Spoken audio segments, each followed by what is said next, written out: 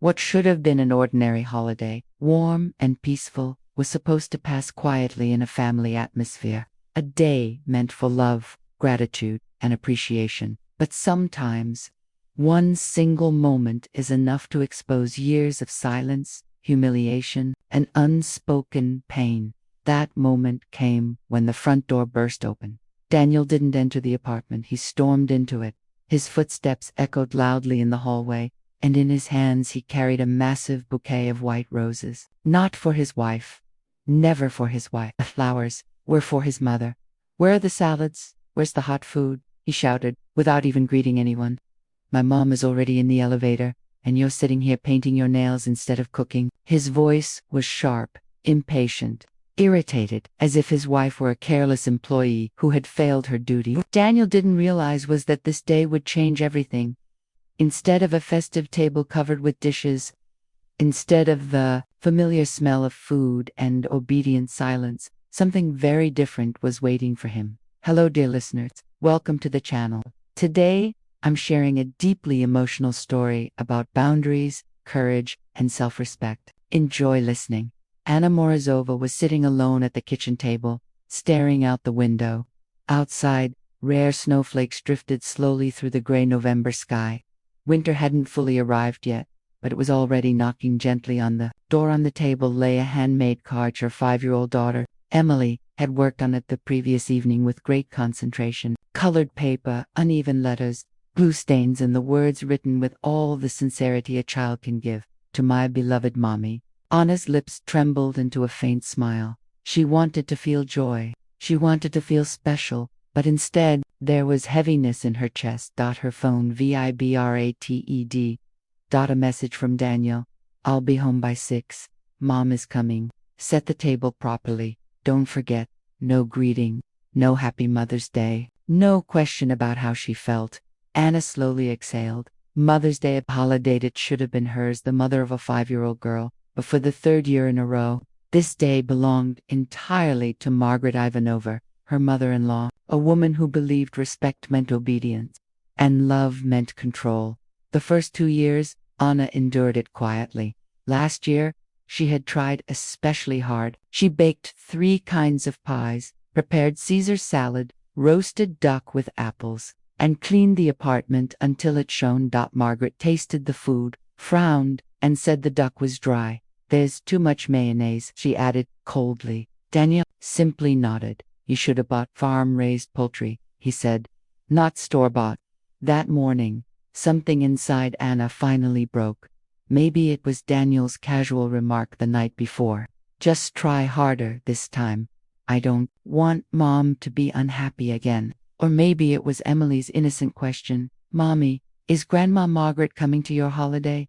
Anna had no answer. So instead of standing at the stove, she chose her daughter. They spent the day together, walking in the park, feeding ducks at the pond, laughing, sharing cotton candy. They came home around 3 in the afternoon. Emily sat down to draw. Anna opened her cosmetic bag and took out a bright red nail polish, one she hadn't used in years. Slowly, carefully, she began painting her nails. No salads, no hot dishes, just peace. At 5:30, the door slammed.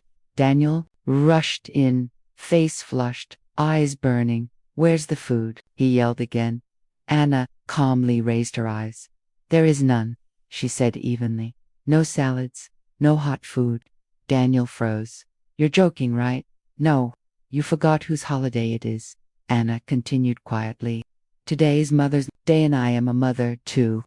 The doorbell rang sharply. Margaret Ivanova had arrived. She entered without waiting for an invitation, impeccably dressed, her expression already displeased. Her eyes scanned the empty table. "What is this?" she asked coldly. Anna smiled politely. "Tea or coffee?" "I can offer a cheese sandwich." Margaret exploded. "You're ungrateful. My son saved you. He provides for you. Our child is ours," Anna replied calmly. "And I was a lawyer when we met. I left my job because Daniel insisted our daughter needed her mother at home." Daniel suddenly lost control. He began throwing Anna's clothes into trash bags. "If you want to leave, get out," he shouted. Anna took Emily's hand. I'm taking my daughter, she said firmly. If you stop me, I'll call the police. That night, Anna walked out. Months later, the divorce was finalized. Anna returned to work. Emily started school. Years passed. On one quiet Mother's Day morning, Anna woke up to the smell of pancakes and her daughter's laughter. She had finally chosen herself. What was supposed to be a simple holiday was meant to pass in a warm family atmosphere, but everything went wrong the moment her husband burst into the apartment with a huge bouquet meant not for his wife but for his mother. Where are the salads? Where's the hot food? He shouted from the hallway. My mom is already in the elevator, and you're sitting here painting your nails instead of cooking. He had no idea what kind of surprise his wife had prepared for him. Instead of a festive table, a completely different scene awaited him. Hello, dear listeners. Welcome to the channel. Today, I present to you a new emotional story. Enjoy listening. Anna Morozova sat quietly in the kitchen, staring out the window. Sparse snowflakes drifted lazily past the glass. November had only just begun. Winter was knocking softly at the door. On the table lay a handmade card. Her daughter Emily, 5 years old, had carefully glued it together the night before. Colored paper, crooked letters, and the words, "To my beloved mommy." Anna wanted to smile, but something inside her wouldn't let her. Her phone vibrated. Message from her husband. I'll be home by 6. Mom is coming. Set the table properly. Don't forget. Anna exhaled slowly. Mother's Day, a holiday that should have been hers. But for the 3rd year in a row, this day belonged entirely to Margaret Ivanova, her mother-in-law, a woman who considered it her duty to remind Anna of every mistake she ever made. The first 2 years, Anna obeyed. Last year, she baked 3 types of pies, made Caesar salad, and roasted duck with apples. Margaret frowned and said the duck was dry and there was too much mayonnaise in the salad. Her husband Daniel simply nodded and added that she should have bought a farm-raised bird instead of a store one. That morning, something inside Anna finally snapped. Maybe it was Daniel casually saying the night before, "Just try harder this time. I don't want Mom to be unhappy again." Or maybe it was Emily asking, "Mommy, is Grandma Marguerite coming to your holiday?" Anna didn't know how to answer, so instead of cooking, she spent the entire day with her daughter, walking in the park, feeding ducks at the pond, buying cotton candy. They came home by 3. Emily sat down to draw. Anna took out a bright red nail polish, one that had been gathering dust for years, and began painting her nails slowly, calmly. No salads, no hot dishes. Just silence. At 5:30, the front door slammed. Danu rushed in, holding an enormous bouquet of white roses, at least 30 of them. "Where's the food?" he yelled. "My mom is about to walk in."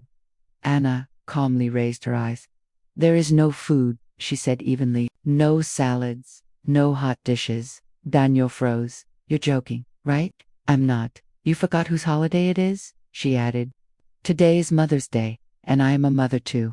Before he could reply, the doorbell rang. Margaret even never liked waiting. She walked in without an invitation, impeccably styled, her face already disapproving. She stopped short when she saw the empty table.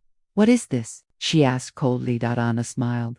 "Tea or coffee? I can offer a cheese sandwich." Margaret exploded. "You're ungrateful. My son pulled you out of poverty. He provides for you. Our child is ours," Anna replied calmly. "And I was a lawyer when we met. I quit my job because Daniel insisted our daughter needed her mother at home." Daniel suddenly snapped. He began throwing Anna's clothes into trash bags. "If you want to leave, get out," he shouted. Anna silently took Emily by the hand. "I'm taking my daughter," she said firmly. "If you stop me, I'll call the police." Daniel backed down. That night, Anna left. Months later, the divorce was finalized. Anna won compensation for her share of the apartment. She returned to work. Emily started school. Years passed. Anna built a new life. And one Mother's Day morning, she woke up to the smell of pancakes and her daughter's laughter. She had finally chosen herself.